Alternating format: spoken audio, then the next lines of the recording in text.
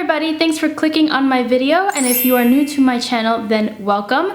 Today's video is going to be the start of a new thing I'm doing on my channel called Rock It or Knock It. I'm going to be talking about hyped up products that you see here on YouTube and tell you everything that you need to know about them so that you guys can decide whether you want to buy it or not. And I will be telling you at the end whether I decided to rock it or knock it. So if you're interested in this type of video, then definitely keep watching. Today I'm going to be talking about the Anastasia Modern Renaissance palette. This palette cost $42 and you get 7 grams of product in each eyeshadow pan. You can actually get this on the Anastasia website, on Sephora.com and Ulta.com, and I think you can get it in store at Sephora and Ulta as well. The palette comes with 14 eyeshadows which are highly pigmented and easy to blend. 11 of them are matte and the others are metallic. They range from neutral to berry tones in color, which is really pretty.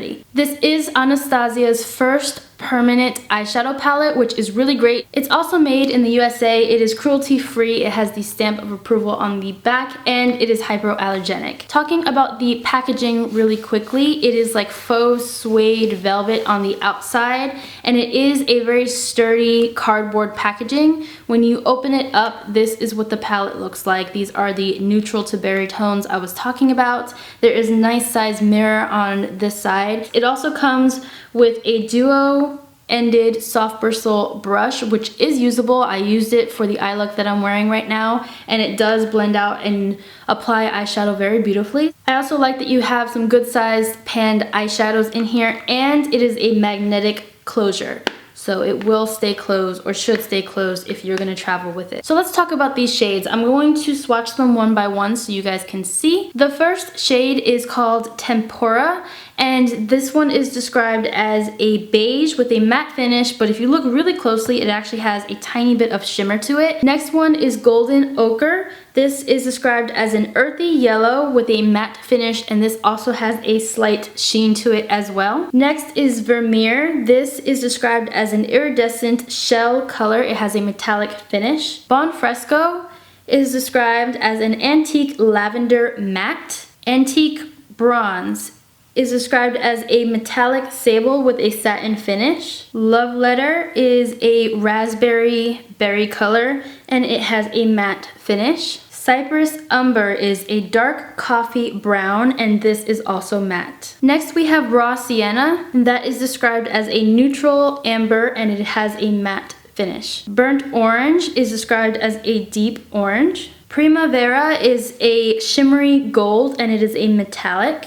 Red Ochre is described as a sienna red and it has a matte finish. Venetian Red is a crimson red with a matte finish, but it has a slight shimmer to it. Warm Taupe is an earthy gray, almost khaki type color, and this is a matte. And the final shade is called Realgar, and that is described as a brick orange with a matte finish. This palette is very easy to work with. The shadows are very blendable. The only thing is it does have a lot of fallout when you're using an eyeshadow brush because of the pigmentation, so that's something to pay attention to. Also, the packaging does get dirty very easily, so I wanted to note that as well. But I definitely think this is a great palette if you love warm and very neutral tones. I actually went through my collection to see if there was any other palette that I owned that compared to this, and I did find the Violet Voss Pro Eyeshadow Palette, the Holy Grail palette. Here they are side by side. As you can see, there are some similar tones and shades.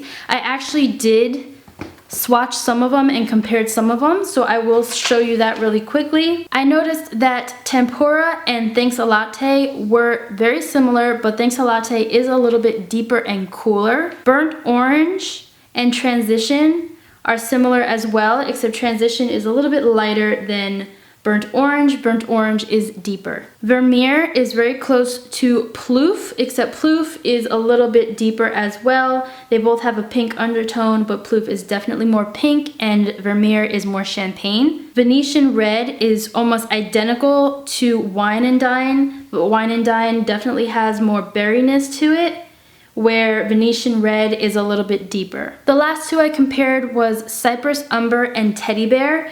They are both a dark brown, except Cypress Umber is definitely more of a brown, where Teddy Bear has more purple tones in it. I will say that even though this Violet Voss palette is similar to the Anastasia palette, they are very different. There are some differences in the swatches that I did show you. They are both $42, except the Anastasia one is permanent and the Violet Voss says it is limited edition. I definitely think you get more for your money for the Anastasia one because the Violet Voss is drier and you need to build it up more, where this one you don't need to build it up at all. They are very pigmented. So my final thoughts. I definitely recommend this palette. I think there are some unique shades in here. I think if you like a neutral berry type palette, this is a staple that you should have in your collection. There are some great shades. You can do some great looks. I actually used this palette for my eye look today. I have Real Gar all over the lid, and then I have Burnt Orange and Warm Taupe blended out into the crease with a little bit of Tempura on my brow bone and Primavera on my inner corners.